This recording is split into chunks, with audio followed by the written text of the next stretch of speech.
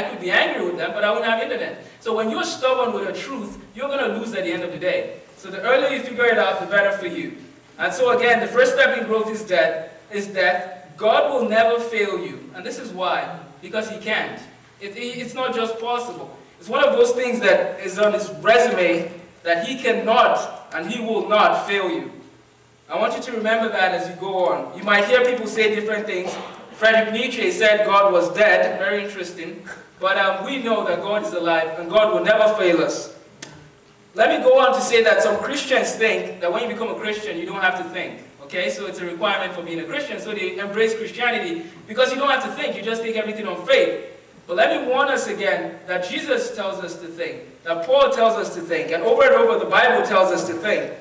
Socrates said many years ago that an unexamined life is not worth living. I took that quote and I thought for a while, and an unexamined idea is not worth believing. Many people will come claiming that they are speaking from the Bible, but when you dissect what they are saying, it is all a lie. And if we're going to grow in our faith, we have to be willing to dissect ideas. So I have bad news for the Christians who don't want to think. There's a lot of thinking to do. God has made it clear over and over again, many will come to deceive you. But how can you know if someone is deceiving you if you don't examine what they say? So again, an unexamined idea is not worth believing. One of the key themes of my message, again, is that we should give God glory at all times. That's what I want us to get clear. The world keeps saying, no, God doesn't exist. God is far, we can't see him. But we as Christians know that God blesses us with different abilities, and we don't give him the glory. We keep it to ourselves, and we plagiarize. We keep the glory to ourselves when God is the one who is doing it through us. The reason why I asked Pastor Ronki to give me a chance to speak was because of something that happened April 1st. Most of you, as of the last time we spoke, you would say that I wanted to be a medical doctor. Well, I have a little sad news for some of you who wanted me to treat your children in the future. The MCAT books are gone. They're all gone. And that day, something had to die. And that was the whole career of medicine. Not that I really cared to be a doctor. I just wanted to prove a point and also be a doctor. But the main thing, again, is that had to die. April 1st, 2009, never taking philosophy before coming to the United States. I've never gone in depth with philosophy. But I'm in a class where someone had, he felt he was bold enough to come in and tell me that he was an atheist. That takes a lot of guts, by the way. But I can't sit down in a room and you tell me that, which is a self-destructive argument. I won't go into detail. But you can't tell me you're an atheist and go free. And so he said it. He's a professor of philosophy. And I smiled. And I told him, sir, we're going to deal it out now. I'm going to work it out here. Before I spoke, I wanted to make something clear to the class that I'm not speaking out of pride, but I'm trying to give God glory. And I read from the book of Peter. This wasn't a philosophy class. I love it when people say I'm weird. Yeah, we're all weird compared to the other person next to you. But let me say that I told him that, sir, if something is true, it can never be false. I had never thought of that deeper than I did that day. But I found out that if something is true, it can never become false. One of the books I'm reading for fun now is a mathematical book called Genius Through the Journey. And it talks about Isaac Newton and all the mathematicians. Do you know that if you find a relationship, for example, the distance to Minneapolis divided by the time to get to Minneapolis will tell you the speed you used to get to Minneapolis. That is a truth that remains. Some things are true, regardless of what anybody says about them. And that's one thing God has done. He has provided truths, and once in a while we tap into them. Some of you have heard of what is called science. That's what science is about. It's about finding what God has already put in place. But the greatest mistake we can make is to take what God has given us and say that it disproves God's existence. That just makes me smile. You put a child in a room, you give him a computer system, he plays with all the buttons all day, and he finds out that Ctrl+S saves the document, Ctrl+A highlights all, Ctrl+C copies the document, Ctrl+B makes it bold. That child is excited that he has found something out about the computer. The most foolish thing he can do is to say that nobody programmed the computer. That's just foolish. Because that's what science is. Science finds out that Ctrl+A highlights all. They're excited. They're finding things which were programmed by God, and you cannot use what someone has made to disprove his own existence.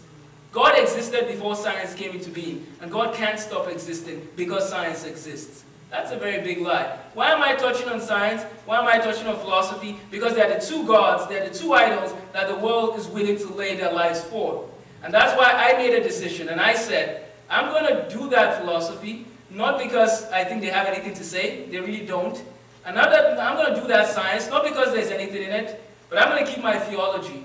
But I'm going to show them that these things are foolish, and it's in only God we can find hope. So I delved more into the philosophy realm, and so now I'm a philosophy theology person. I'm graduating with chemistry, but God's willing, that's what I want to do. And I prayed that day after that debate, because I debated the professor for an hour after, and I went back to my room, and I felt bad for him, but because, I mean, sometimes you tell people the truth and it hurts, and I couldn't just hold it back.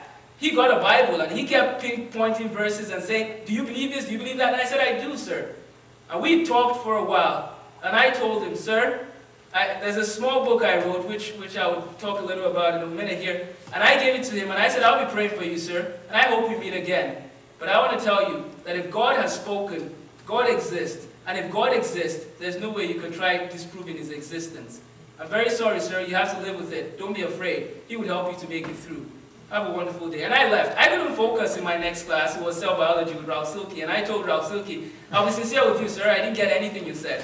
I was thinking about philosophy. And he agreed with me, you know. And so I skipped physics. And I went down on my knees. And that was one of the first times I actually cried while praying. And what happened at that time? When God gets a hold of your heart, he does something which you yourself can't understand.